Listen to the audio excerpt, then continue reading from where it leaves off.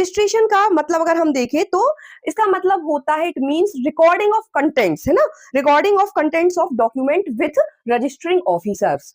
जो भी हम डॉक्यूमेंट्स अपना तैयार करवा रहे हैं तो डॉक्यूमेंट के अंदर जो भी कंटेंट लिखा हुआ है ना, जो भी कंटेंट लिखा हुआ उस कंटेंट का रजिस्ट्रेशन करा रहे हैं हम सरकार के पास।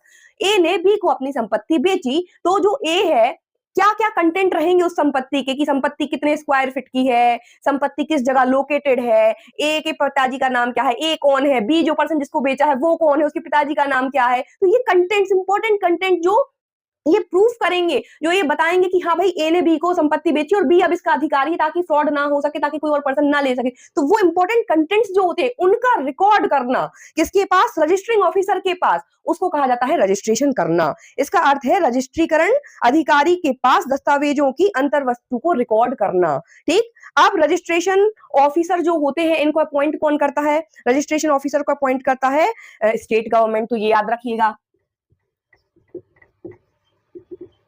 रजिस्टरिंग ऑफिसर किसके द्वारा अपॉइंट होते हैं, ये होते हैं स्टेट गवर्नमेंट के द्वारा। ध्यान रखिएगा, क्यों याद रख लीजिए, ये लाइन आपसे पूछा जाएगा, कौन अपॉइंट करता है सब रजिस्ट्रार को, कौन अपॉइंट करता है रजिस्ट्रार को, कौन अपॉइंट करता है आईजी को, ऐसे क्वेश्चंस आएंगे। तो अगर ये पॉइंट आपके दिमाग में है स्टेट गवर्नमेंट, तो आपका आंसर गलत नहीं होगा। जितने भी रजिस्टरिंग ऑफिसर हैं उनको कौन अपॉइंट करता है, स्टेट गवर्नमेंट। बाकी अभी जब हम अथॉरिटीज पढ़ेंगे अंदर तो हमें पता चल ही जाएगा कि कोई एक आध अथॉरिटी ऐसी है क्या जो स्टेट गवर्नमेंट के द्वारा नहीं हो रही है अपॉइंट, क्योंकि एक्सेप्शन आर प्रिवेल ऑलवेयर।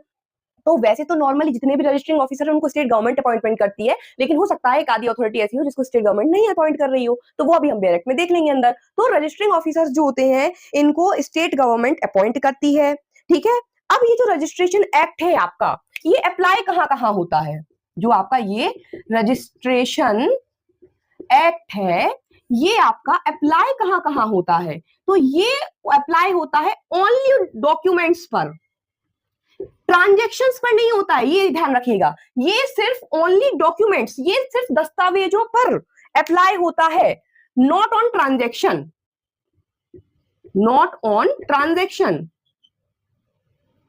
ये संव्यवहारों पर लागू नहीं होता। हिंदी मीडियम वाले मेरी भाषा सुनकर लिखते जाएं, ये ना सोचे कि मैम तो इंग्लिश में ही बता रही हैं, मैं इंग्लिश में लिख रही हूं लेकिन डिक्टेट पे हिंदी में भी कर रही हूं, तो हिंदी मीडियम वाले हिंदी में लिख सकते हैं। ठीक है, तो देखिए रजिस्टरिंग ऑफिसर जो है हमारे, उनको अपॉइंट कर रही है स्टेट गवर्नमेंट, भारत सरकार। और जो रजिस्ट्रेशन एक्ट है वो दस्तावेजों पर लागू होता है, व्यवहारों पर लागू नहीं होता। जो ट्रांजेक्शन हो रहा है ना पार्टीज के बीच में, उन पे ये लागू नहीं हो रहा है, सिर्फ उनके जो डॉक्यूमेंट्स बन रहे हैं उन पर ये एप्लीकेबल हो रहा है।